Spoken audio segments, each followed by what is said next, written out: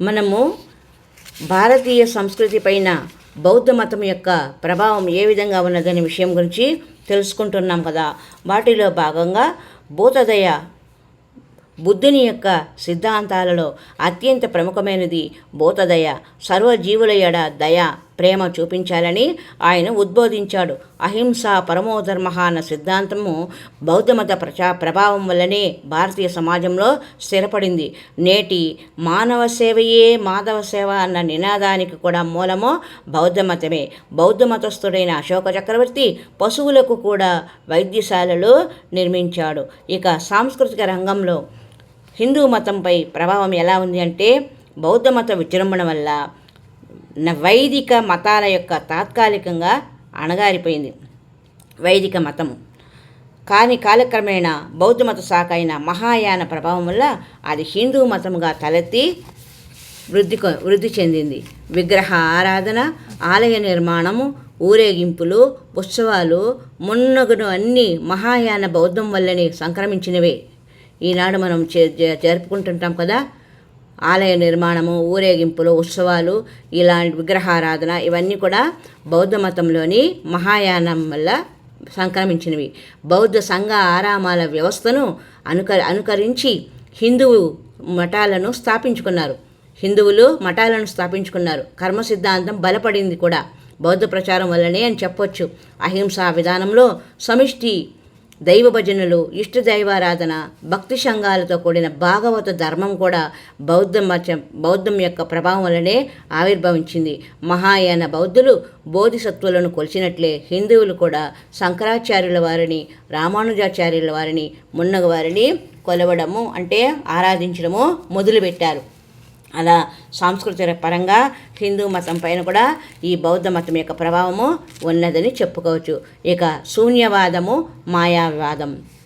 మహాయాన బౌద్ధాచార్యుడైన ఆచార్య నాగార్జునుడు మాధ్యమిక వాదాన్ని ప్రబోధిస్తూ శూన్యవాదాన్ని ప్రబోధించాడు. సర్వము శూన్యము అని ఈ వాదం చెబుతుంది.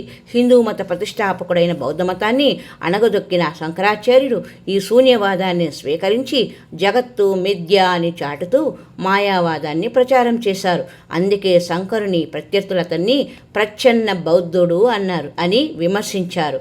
ఇక హేతువాదం. బుద్ధుడు, అతని అనుయాయులు ఆనాటి మూఢ విశ్వాసాలను ఖండించడానికి హేతువాద దృష్టిని, విమర్శనాత్మక ధోరణిని అవలంబించారు. ఈ హేతువాద దృష్టియే అనంతర తార్కికుల్లో ప్రబలింది. శంకరాచార్యుల వంటి వారు తమ వాద పటిమను హేతువాదాన్ని ఆలంబనంగా చేసుకున్నారు. ఆ తర్వాత ఇక సాహిత్య సేవ.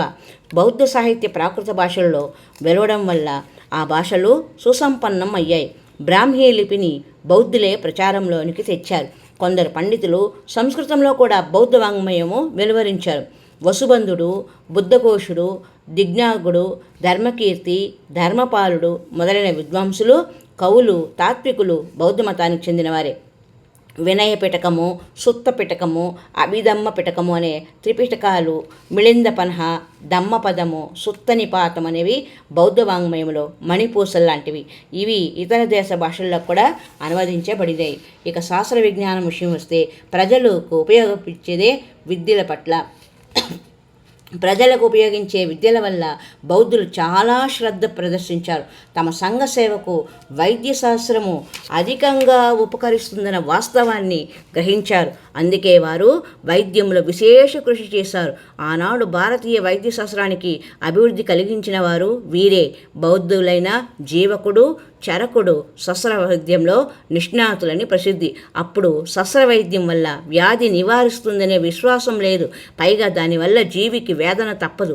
భూతదయా పరులైన బౌద్ధులు ఈ కారణం చేతనే శస్త్రవైద్యాన్ని ఎక్కువగా ప్రోత్సహించలేదని ఊహిస్తున్నారు. ఆచార్య నాగార్జునుడు రసాయనిక శాస్త్రంలో నిపుణుడు. ఇతని జగత్ ప్రసిద్ధమైనది బౌద్ధుడైన రసవాదం.